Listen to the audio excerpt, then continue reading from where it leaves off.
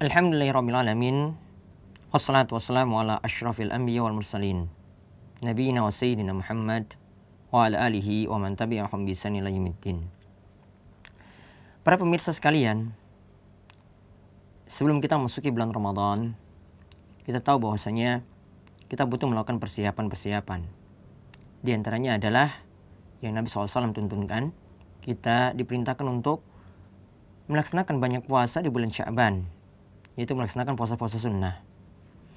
Namun di tengah-tengah kaum muslimin, ada beberapa persiapan yang tidak ada tuntunan atau bahkan itu terlarang. Seperti yang nanti kita akan bahas pada kesempatan kali ini, yaitu tentang persiapan puasa sebelum Ramadan.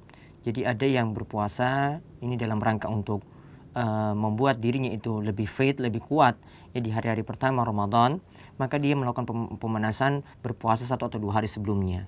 Atau juga satu kekeliruan lagi adalah berpuasa pada tanggal 30 Sya'ban, karena itu merasa ragu-ragu apakah hari tersebut itu sudah masuk Ramadan ataukah belum. Ini adalah persiapan Ramadan yang kita katakan tidak ada tuntunan, bahkan ini terlarang. Nah, kita lihat ada 2 hadis yang kita akan bicarakan dalam kesempatan kali ini yaitu yang pertama dari sahabat Abu Hurairah radhiyallahu anhu di mana ia berkata bahwasanya Rasulullah sallallahu alaihi wasallam itu bersabda, la taqaddamu Ramadan bisaumin yaumin wala yaumain bisaumi yaumin wala yaumain illa rajulun kana yasumu sauman falyasumhu.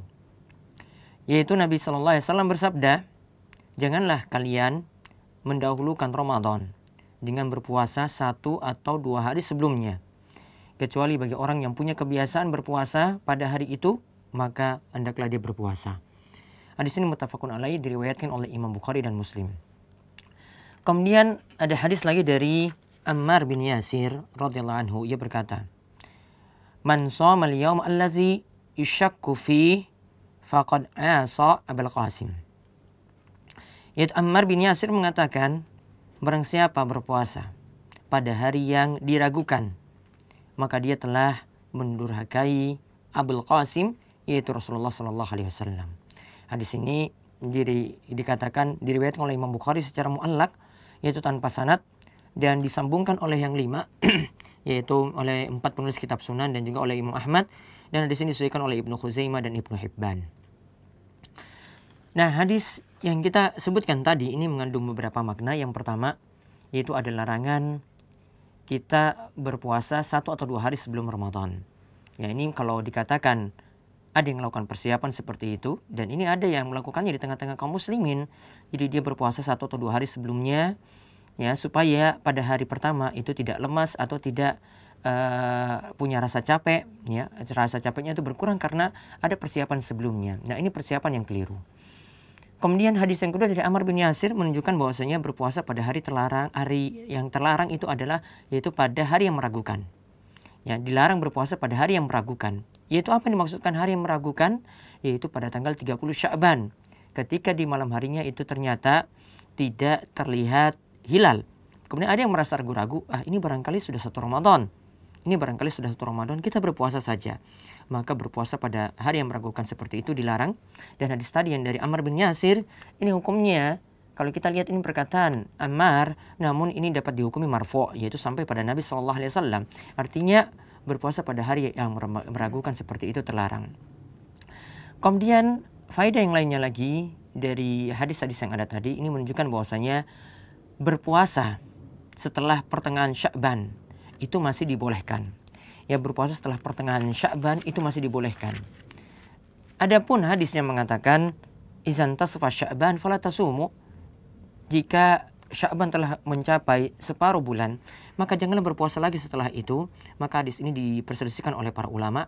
Intinya hadis yang kita bahas kali ini yaitu hadis dari Abu Hurairah tadi, janganlah mendahului Ramadan dengan 1 atau 2 hari berpuasa.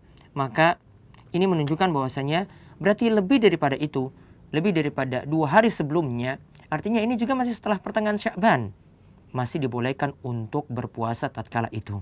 Masih diperbolehkan untuk berpuasa tatkala itu. Ya, adapun hadisnya tadi mengalami kritikan, artinya ada ulama yang mendhaifkan hadis tersebut.